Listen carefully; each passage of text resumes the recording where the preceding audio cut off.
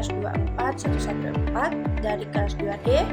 Di sini saya akan mempresentasikan atau menjelaskan terkait konsep dan urgensi konstitusi dalam kehidupan berbangsa. Nah, teman-teman, sebelumnya apa sih itu konstitusi? Konstitusi itu adalah hukum dasar tertinggi dalam suatu negara yang menjadi landasan dalam penyelenggaraan, pemerintahan, dan kehidupan bernegara. Konstitusi memuat aturan-aturan pokok tentang pembentukan, pembagian, dan pelaksanaan kekuasaan negara serta hak dan kewajiban warga negara. Di Indonesia, konstitusi tertulis yang berlaku adalah Undang-Undang Dasar Negara Republik Indonesia tahun 1945.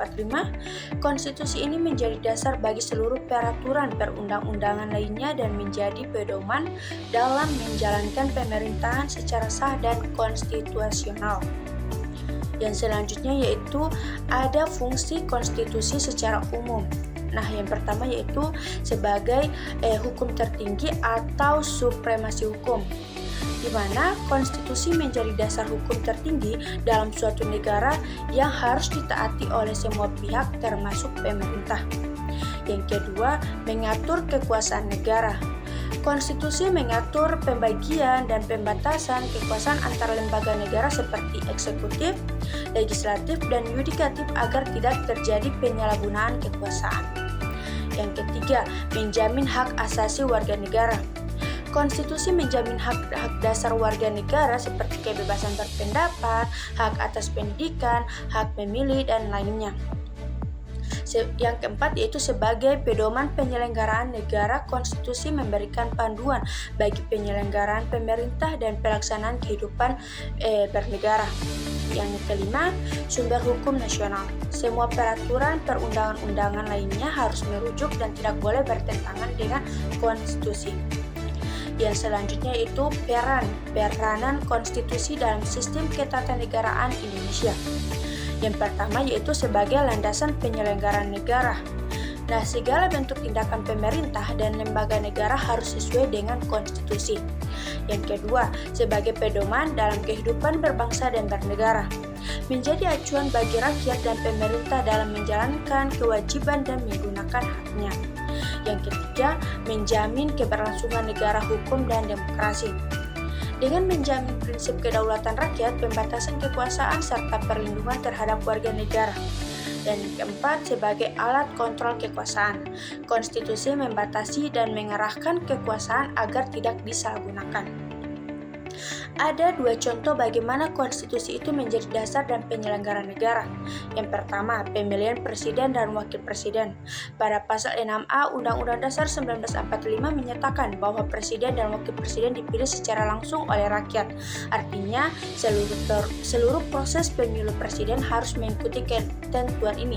Jika tidak sesuai, maka dianggap inkonstitusional. Contoh yang kedua adalah pembagian kekuasaan negara. Pada pasal 1 ayat 3 Undang-Undang 1945 menyatakan bahwa Indonesia adalah negara hukum. Pasal 24 Undang-Undang 1945 menjelaskan kekuasaan kehakiman dilakukan oleh Mahkamah Agung dan Mahkamah Konstitusi. Baik, yang selanjutnya yaitu menganalisis kasus, di mana saya mengambil kasus larangan penggunaan hijab oleh anggota pasukan pengibaran bendera pusaka saat peringatan hari ulang tahun kemerdekaan Republik Indonesia yang ke-79 tahun 2024 di Ibu Kota Nusantara.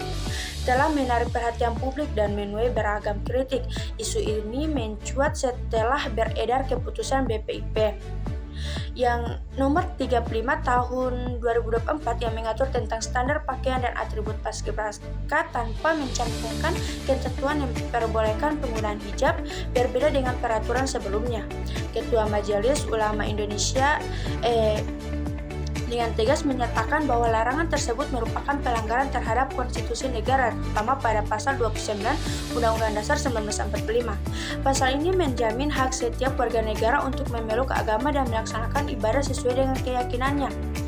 Oleh karena itu, larangan bagi seseorang untuk mengenakan hijab yang merupakan bagian dari praktik keagamaan umat Islam dapat dianggap sebagai upaya untuk membatasi kebebasan beragama dan melanggar prinsip-prinsip dasar yang dijunjung tinggi oleh negara.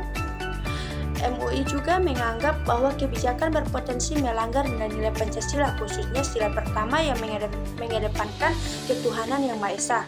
Dalam hal ini, negara seharusnya berperan dalam menjamin dan melindungi hak beragama setiap warganya, alih-alih membatasi atau mengatur aspek-aspek yang mendasar bagi keyakinan seseorang seperti penggunaan hijab.